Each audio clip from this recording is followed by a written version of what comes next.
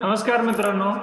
ओपोनोपोनो बद्दल सुरुवातीला ज्या व्यक्तीला माहिती पडते त्या व्यक्तीच्या मनात जे बेसिक क्वेश्चन्स असतात तेच बेसिक क्वेश्चन्स आज आपण या व्हिडिओच्या माध्यमातून घेत आहे. नमस्कार, मी भुजंगराव शेळके.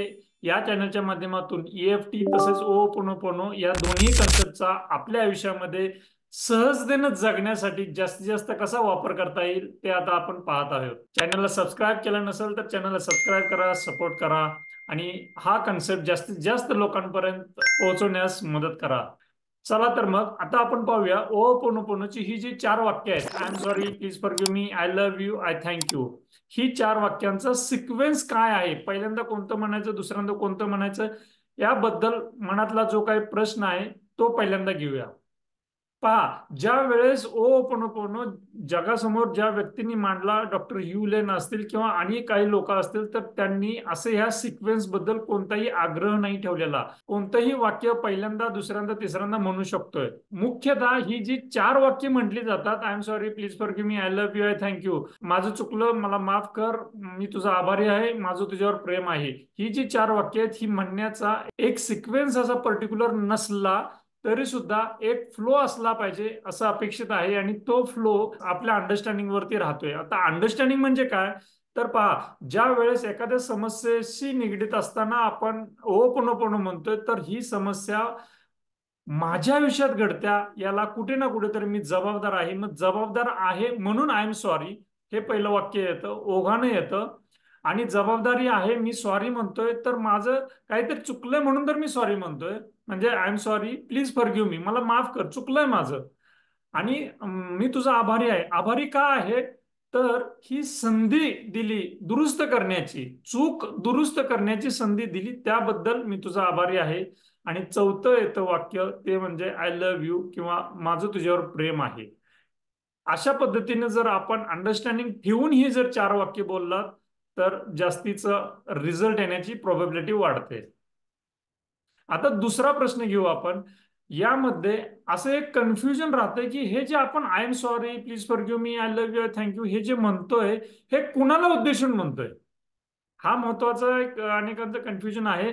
काही जणांचं अशी अपेक्षा असते की पर्सनला ठेवून जर आपण बोललो तर चांगले रिझल्ट येतात, किंवा पर्सनला ठेवून बोलल्याशिवाय आपण कसं समजणार की आपण हे व्यक्त करतोय, बोलतोय ते. पण मित्रांनो, हा ज्यावेळेस कन्सेप्ट लोकांसमोर मांडला त्यावेळेस त्यांनी जो हे जे बोलणं होतंय, हे बोलणं हे निसर्गाशी आहे, त्या डिव्हाइनशी आहे, त्या वैश्विक शक्तीला उद्देशून बोललेलं आहे, कुठल्या एका पर्सनला उद्देशून बोललेलं नाहीये. म्हणजे ज्यावेळेस आपण म्हणतो I am sorry, please forgive me, I love you, I thank you, त्या वैश्विक शक्तीला उद्देशून बोललेला आहे. आता इथं काही जणांचा प्रश्न असेल की काही जण व्यक्तीला उद्देशून मनातल्या मनात का होईना पण व्यक्तीला उद्देशून बोलतात, तरी सुद्धा त्यांना रिझल्ट येतोय. अर्थातच ज्या वेळेस आपण ही क्षमा याचना करतोय, क्षमा करतोय, आपल्याला स्वतःला माफ करतोय, तर कुठे ना कुठेतरी एक क्लिनिंग होतच असतं, एक शुद्धीकरण, एक नकारात्मकता रिलीज होतच असते. तर त्याचा रिझल्ट येतीलही. पण इथं एक धोका काय समोरतो, सवयीचा. आपल्याला एक सवय लागून जाते की हे पर्सनलाच बोललं पाहिजे, पर्सनशीच मनातल्या मनात बोललं पाहिजे वगैरे, ही सवय लागू शकते. हा कुठेतरी एक छोटासा धोका असू शकतो. मग आपल्याला ती सवयच ठेवायची नाहीये. मूळ मुद्दा ज्यावेळेस हा कन्सेप्ट समोर मांडला तज्ञांनी, त्यावेळेस अपेक्षित काय आहे, तर डिवाइनशी संपर्क करायचा आहे, ह्या वैश्विक शक्तीशी संपर्क करायचा आहे. आणि म्हणून त्या वैश्विक शक्तीला उद्देशूनच बोलायचं आहे. मग हीच सवय आपण कंटिन्यू ठेवली पाहिजे, ना की कुठल्या एका व्यक्तीला उद्देशून बोलायचं आहे. एखादी गोष्ट आपल्याला त्रास होत असेल, ह्या त्रासास मी कुठेतरी जबाबदार आहे, माझं चुकलं, I am sorry, please forgive me, I love you, I thank you, हे एका हायर लेवलवरती आपण व्यक्त करतोय, त्या प्रार्थनेच्या स्वरूपात ह्या वैश्विक शक्तीला आपण उद्देशून बोलत असतोय. हा झाला दुसरा पॉईंट. आणि आता तिसरा प्रश्न असा घेऊ. काही जणांचा असा प्रश्न आहे की जर हे सरोगेट पद्धतीनं करता येतं का, म्हणजे समोरच्याच्या प्रॉब्लेमसाठी आपण जर क्लिनिंग केलं, म्हणजे आपण जर ओपन केली तर त्याचा रिझल्ट येतो का. मित्रांनो, मला इथं महत्वाचा एक मुद्दा सांगायचा आहे की ओपनोपनो कन्सेप्ट हा खूप डीप लेवलवरती स्पिरिच्युअल पॉईंट ऑफ व्ह्यूनी आपण अभ्यास करून घेतला पाहिजे. आपलं तेवढं अंडरस्टँडिंग वाढलं पाहिजे आणि जेवढं आपलं अंडरस्टँडिंग आपण वाढवू तेवढे रिझल्ट चांगले येतील. सरोगेट हा जो कन्सेप्ट आहे हा समोरच्याला उद्देशून समोरच्याचा त्रास लक्षात घेऊन आपण त्याच्यासाठी केलेली काही एक प्रोसिजर असेल ती सरोगेट मध्ये येते. तर ओपन करत असताना तो कन्सेप्ट एवढा इथं त्या अँगलनी न पाहता त्याचं मूळ आपण समजून घेतलं पाहिजे. मग ते कसं आहे पहा, तज्ञ काय सांगतात की ज्या वेळेस ओपन आपण करतोय प्रार्थनेच्या स्वरूपात आपण ह्या वैश्विक शक्तीला आपण आव्हान करतोय, तर हे प्रार्थना का करतोय तर कुठंतरी त्रास होतोय आपल्याला. मग समोरच्याला उद्देशून न करता समोरच्याचा जो काही त्रास होतोय तो त्रास बघून जर आपल्याला त्रास होत असेल तर तो आपला आहे त्रास. आपला ओनरशिप आपण घेतली पाहिजे आणि जेवढं आपण ओनरशिप घेऊ तेवढं रिझल्ट चांगले येतील. एक छोटंसं उदाहरण आपण समजून घेऊ.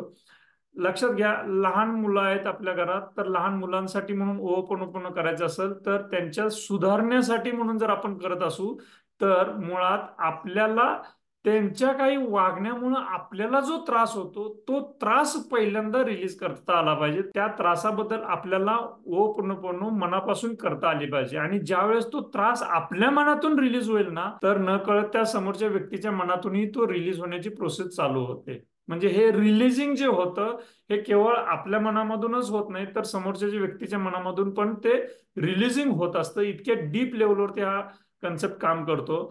तर जो त्रास होतो तो त्रास समोरच्याला न होता आपल्याला जो जेवढा त्रास होतोय तो डिटेक्ट करून तो नोटीस करून त्याच्यावरती आपण काम केलं पाहिजे. जेवढं आपण आपल्यावरती काम करू तेवढं आपल्या सराउंडिंगच्या लोकांच्या मधूनही ते क्लिनिंग होत असतं आणि त्याचा रिझल्ट हा एकंदरीत सगळ्यांनाच भेटत असतो.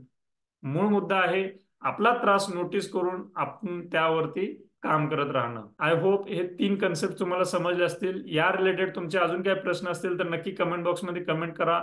मी त्याचा नेक्स्ट व्हिडिओमध्ये उत्तर देण्याचा प्रयत्न करेन. चॅनलला सबस्क्राईब केलं नसेल तर चॅनलला सबस्क्राईब करा. थँक्यू.